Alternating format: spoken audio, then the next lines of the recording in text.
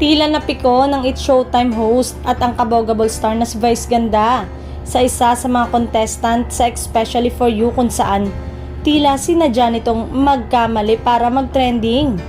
Ngayong araw, sa segment ng Especially For You ng It's Showtime ay nagkamali sa kanyang pagbabati sa audience. Ang contestant, imbis na madlang people, ang nasabi nito ay the barkads na ginagamit sa kabilang show na Itbulaga.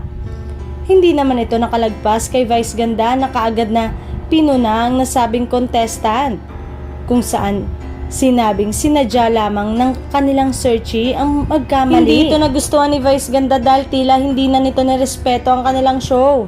Marami ang nakapansin na tila nagbago ang mood ni Vice mula nang mapagsabihan niya ang searchy na nagngangalang Felix hanggang sa matapos ang kanilang segment na Especially For You.